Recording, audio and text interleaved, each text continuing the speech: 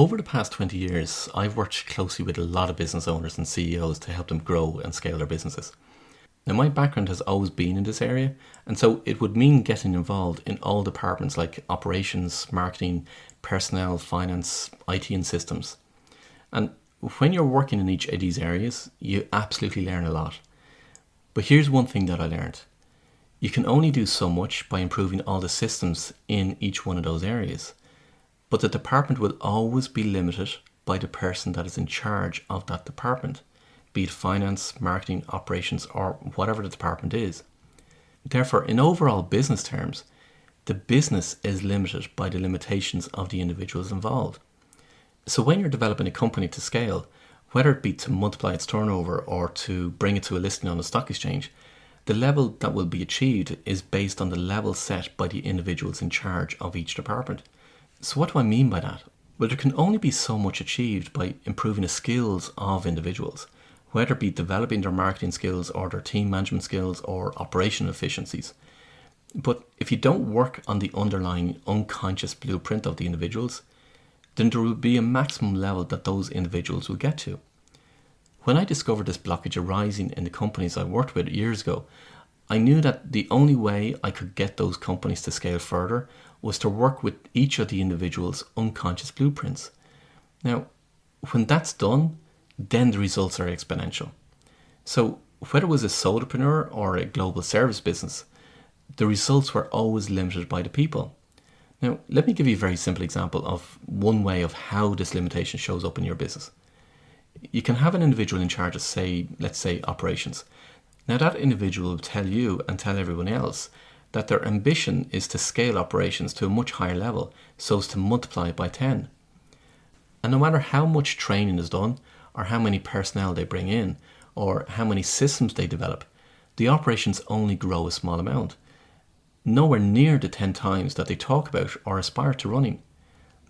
Now, some of the things you'll find is that there may be a high turnover of staff because for various reasons they just don't work out.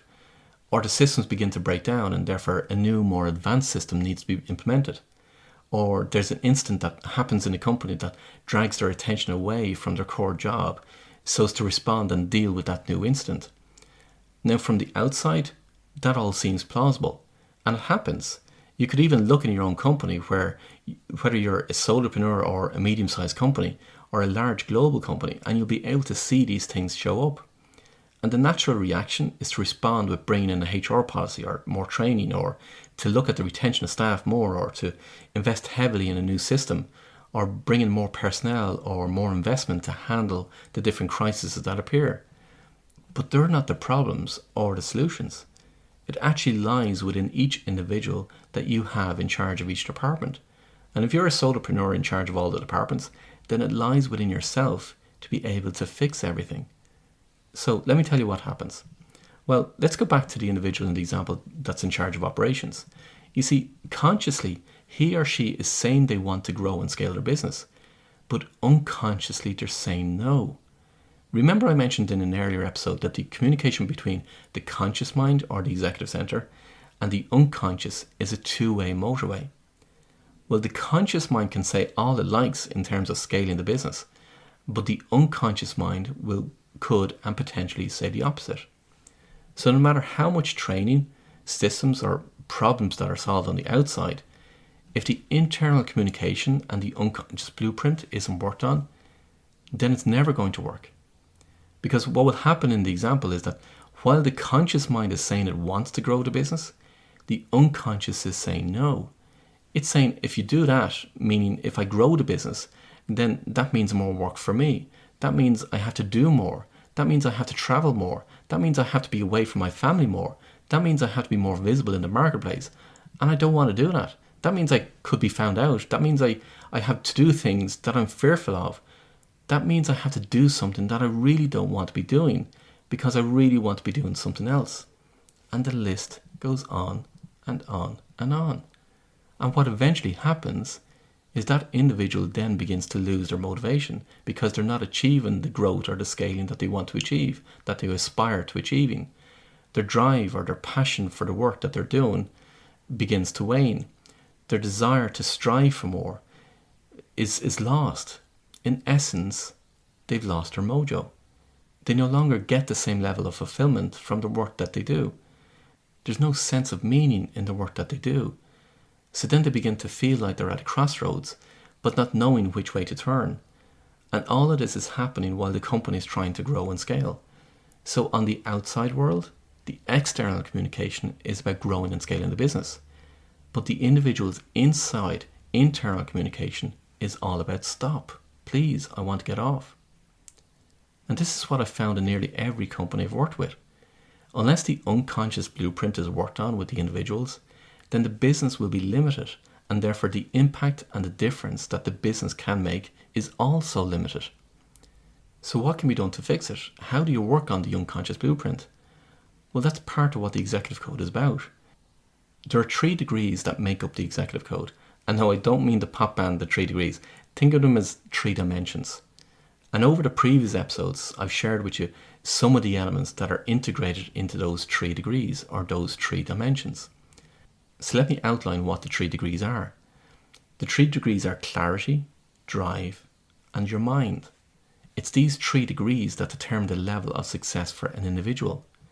Now, success is personal to each individual, but if we were to measure success in terms of the impact or the difference that you make, and where you achieve the freedom, the recognition, the reward that you seek, then it's a fairly good measure to have.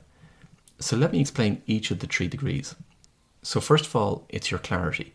When it comes to clarity, not only is it being clear on what it is that you want to achieve, but it's also about understanding your uniqueness, your purpose, your mission, your specific role in life, and what is it that you do exceptionally well. It's knowing what brings you maximum joy and fulfillment.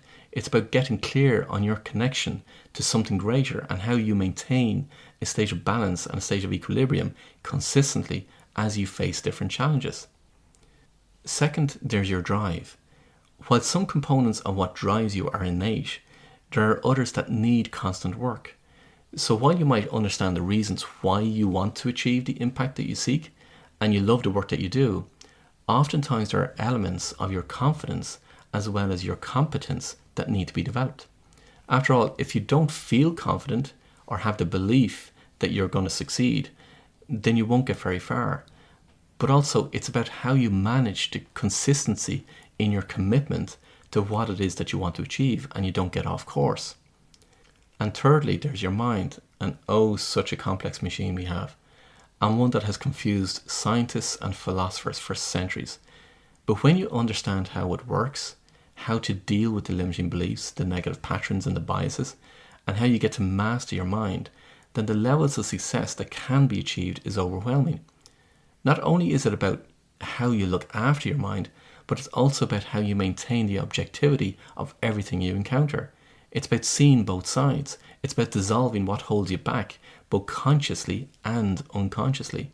And not only is it your conscious mind that you need to master, but also your unconscious and your connection with the superconscious. But here's the thing.